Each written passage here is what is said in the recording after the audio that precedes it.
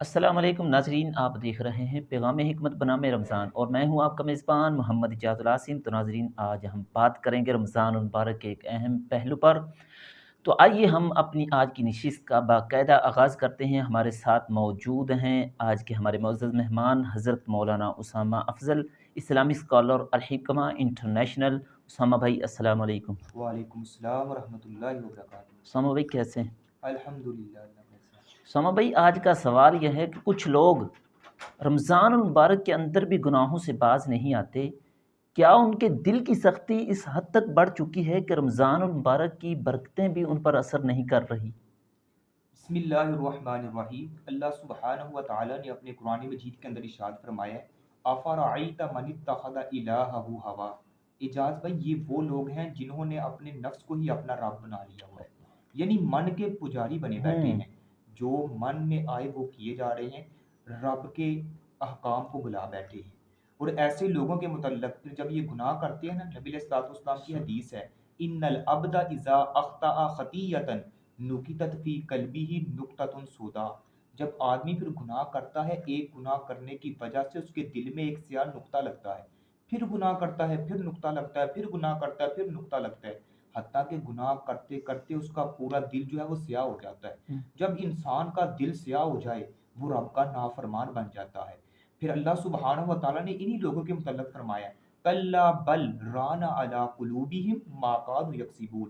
یہی وہ لوگ ہیں جن کے دلوں پر گناہ کر کر کے جو زنگ چڑھ گیا ہے۔ اور نبی علیہ الصلوۃ والسلام کی حدیث مبارک ہے صحیح البخاری کے اندر، اسے ان فی الجسد مضغہ اذا صلحت صلح الجسد کلہ واذا فسدت فسد الجسد کلہ الا وہی القلب۔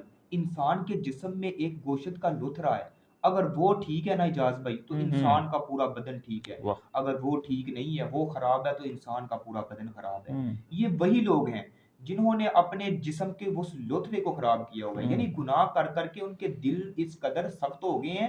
اللہ سبحانہ و تعالیٰ کے قرآن مجید میں آتا ہے، ثم قست قلوبکم من بعد ذلک فہی کالحجارہ او اشد قسوہ۔ یعنی گناہ کر کر کے ان کے دل اس قدر سخت ہو گئے ہیں، پتھر کے ساتھ مثال دی ہے، تشبیہ دی ہے، اور فرمایا پتھر سے بھی زیادہ سخت ہو چکے ہیں۔ پھر جب ان دل اس قدر سخت ہو گئے ہیں، پھر گناہوں میں دلدل میں اس قدر پھنس چکے ہیں کہ ان کو رمضان کی رحمتیں اور برکتیں بھی ان پر اثر نہیں کرتی۔ اور جب انسان کا دل اس قدر سخت ہو جائے، قرآن کی تلاوت، رمضان المبارک کا ببرکت مہینہ اور اس کی رحمتیں اس کے دل پر اثر ہی نہیں کرتی۔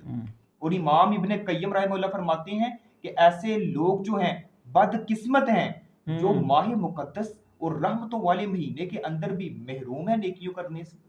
ناظرین اکرام، آپ دیکھ رہے ہیں کہ ہمارے آج کے معزز مہمان نے بہت ہی عمدہ انداز میں ہمیں یہ بات سمجھائی کہ کچھ لوگ رمضان المبارک کے اندر بھی گناہوں سے باز نہیں آتے تو ان کے دل سیاہ ہو جاتے ہیں، بلکہ اللہ نے قرآن مجید میں فرمایا کہ ان کے دل پتھر، بلکہ پتھر سے بھی زیادہ سخت ہیں۔ تو ناظرین، جس کا دل سخت ہو جاتا ہے پھر رب کی رحمتیں اس دل پر اثر نہیں ہوتی۔ تو آئیے ایک قدم اور آگے بڑھتے ہیں۔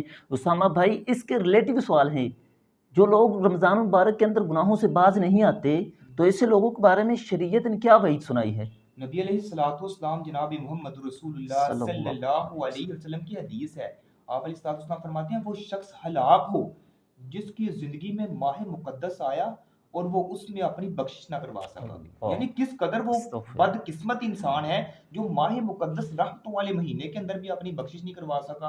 اور امام ابن جوزی رحمہ اللہ فرماتے ہیں کہ وہ شخص اس قدر بد قسمت ہو چکا ہے کہ ببرکت موسم جو ہے اس پر کچھ اثر انداز ہی نہیں ہو رہا، اس کو اس ماہ مقدس مہینے کے اندر بھی اللہ سبحانہ و تعالیٰ کی رحمتوں کا احساس نہیں ہو رہا۔ احساس کیسے ہو؟